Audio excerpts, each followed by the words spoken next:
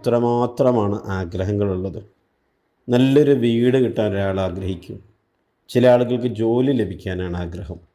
ചില ആളുകൾക്ക് അതൊന്നല്ല, ജോലിയുണ്ട് പക്ഷേ സാലറി കുറവാണ്, സാലറി അധികം കിട്ടണമെന്ന് ആഗ്രഹിക്കുന്നുണ്ട്.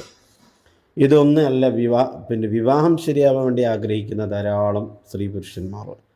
അതുപോലെ തന്നെ കുട്ടികൾ പലപ്പോഴും എക്സാമിൽ വിജയിക്കാൻ വേണ്ടി ആഗ്രഹിക്കുന്നവരുണ്ട്. തൻ്റെ ബിസിനസ് ഒന്ന് വളർന്ന് കാണണമെന്ന് ആഗ്രഹിക്കുന്ന ആളുകളുണ്ട്. ഗൾഫിലേക്കൊരു വിസ കിട്ടിയാൽ മതിയായിരുന്നു എന്ന് ആഗ്രഹിക്കുന്ന ധാരാളം ആളുകളുണ്ട്. കല്യാണം കഴിഞ്ഞു, വർഷങ്ങൾ ഇത്രയായി, മക്കളില്ല. ഒരു മക്കളെങ്കിലും, ഒരു മകനെ അല്ലെങ്കിൽ ഒരു മകളെയെങ്കിലും എനിക്ക് കിട്ടണേ എന്ന് ആഗ്രഹിക്കുന്ന ആളുകളുണ്ട്. ഇതൊന്നുമല്ലാതെ മുത്ത് ഹബീബിൻ്റെ അടുക്കൽ ചെന്നുകൊണ്ടൊന്ന് സലാം പറയാൻ, ഒന്ന് മദീനയിൽ പോയി സിയാറത്ത് ചെയ്യാൻ, ഒരു ഉംറ ചെയ്യാൻ അല്ലെങ്കിൽ ഒരു ഹജ്ജ് ചെയ്യാൻ ആഗ്രഹിക്കുന്ന ആളുകളുണ്ട്. മറ്റു ചില ആളുകൾ ആഗ്രഹിക്കുന്ന ഈമാൻ സലാമത്തായി മരിക്കണേ എന്നുള്ളതാണ്. ചില ആളുകൾ, ധാരാളം ആളുകൾ ആഗ്രഹിക്കുന്ന സ്വർഗം ലഭിക്കണേ എന്നാണ്. ഇങ്ങനെ മനുഷ്യൻ്റെ ആഗ്രഹങ്ങൾ ദുനിയാവിലും ആഖിറത്തിലുമായി ധാരാളം ആഗ്രഹങ്ങളുണ്ട്. എത്ര എണ്ണം എന്ന് പറയാൻ കഴിയില്ല. അത്രമാത്രം ആഗ്രഹമുള്ള ആളുകൾക്ക് ആഗ്രഹ സഫലീകരണത്തിന് വേണ്ടിയുള്ളൊരു മാർഗമാണ് ബിസ്മി ചൊല്ലുക എന്നുള്ളത്. അതെ, ബിസ്മില്ലാഹി റഹ്മാനി റഹീം എന്ന് ചൊല്ലുക. ഇങ്ങനെ ചൊല്ലിയാൽ തന്നെ നമ്മൾ ആഗ്രഹങ്ങളൊക്കെ അല്ലാഹു തആല സഫലീകരിച്ചു തരുമെന്നാണ്. അതൊരു ബിസ്മി അല്ല നാം ചൊല്ലേണ്ടത്, 12,000 പ്രാവശ്യമാണ് നാം ബിസ്മി ചൊല്ലി ദുആ ചെയ്യേണ്ടത്. അതിൻ്റെ രൂപം എങ്ങനെയെന്ന് ചോദിച്ചാൽ, ആദ്യം 1000 പ്രാവശ്യം ബിസ്മില്ലാഹി റഹ്മാൻ റഹീം എന്ന് ചൊല്ലുക.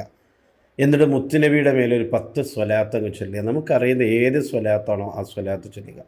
വീണ്ടും ഒരു 1000 പ്രാവശ്യം ബിസ്മില്ലാഹി റഹ്മാൻ റഹീം എന്ന് ചൊല്ലുക. മുത്തുനബിയുടെ മേലെ ഒരു 10 സ്വലാത്ത് ഏറ്റവും കുറഞ്ഞ് ചൊല്ലുക. വീണ്ടും ചൊല്ലുക 1000 പ്രാവശ്യം ബിസ്മില്ലാഹി റഹ്മാൻ റഹീം. അങ്ങനെ 12,000 പ്രാവശ്യം, 12 പ്രാവശ്യം ഇങ്ങനെ ചൊല്ലുമ്പോഴേക്ക് 12,000 പ്രാവശ്യമാകും.